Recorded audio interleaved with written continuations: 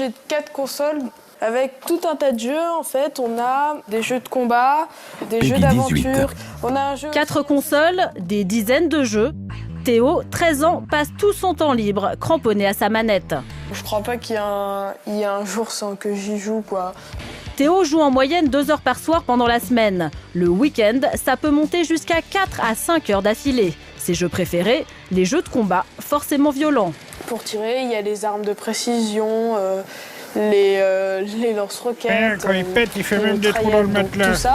Moi, j'ai vraiment Une véritable artillerie, car le but du jeu est de tuer un maximum d'ennemis. Le traitement est ultra réaliste, coup de feu, sans qui gicle. Virginie, la mère de Théo, ne peut s'empêcher d'être inquiète. En tant que parent, on craint toujours qu'il puisse y avoir à un moment une identification de son enfant au personnage qui joue. Et puis avec la crainte de se dire, est-ce qu'il arrive bien à se dire que c'est juste un jeu et puis que dès que le jeu est terminé, on reprend son activité normale. L'inquiétude de Virginie est d'autant plus forte que la passion de Théo déteint sur son petit frère de 11 ans. Et ce qui l'exaspère par-dessus tout, c'est que les garçons refusent d'arrêter de jouer, même pour passer à table. Les garçons à table. D'accord, mais le poisson est cuit, donc il faudrait quand même que vous arrêtiez vite fait votre jeu. Les 2 secondes se transforment immanquablement en une demi-heure. Virginie ne sait vraiment plus quoi faire. Les garçons ne sont pas les seuls à être accros. Depuis quelques années, les filles s'y mettent sérieusement et de plus en plus se révèlent être des joueuses invétérées. Salut les filles.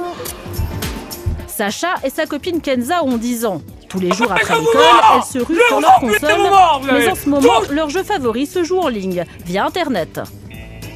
Il y a la NPE pour trouver un emploi, la salle de sport, la discothèque pour aller trouver des petits copains, la banque. Ce genre de concept s'appelle simulation de vie. Pour jouer, les filles se créent un avatar, en clair, un double virtuel. Son jeu vidéo, voici, et elle n'a rien d'une petite fille. Le but du jeu est de tout faire pour que sa créature devienne riche et célèbre. La mère de Sacha ne voit pas ça d'un très bon œil. Je trouve qu'en ce moment, elle joue pas mal, un petit peu plus souvent que je ne le souhaiterais. C'est-à-dire qu'elle a 10 ans maintenant et j'aurais bien voulu qu'elle se mette à faire du piano. Du piano, ce serait possible si Sacha ne passait pas 1h30 chaque soir sur son jeu. Comme elle, 7 enfants sur 10 possèdent aujourd'hui une console de jeu. Pourtant, les jeux vidéo ont toujours mauvaise presse auprès des parents. Violents, addictifs, on les accuse même de couper les enfants d'une vie sociale. Mais qu'en est-il vraiment? Selon Jean-Michel Houillon, journaliste spécialisé, il faut rassurer les parents. Face aux jeux vidéo, les parents sont très souvent désemparés. C'est un univers qui ne leur est pas du tout familier. Ils ne savent pas comment en parler avec leur enfant.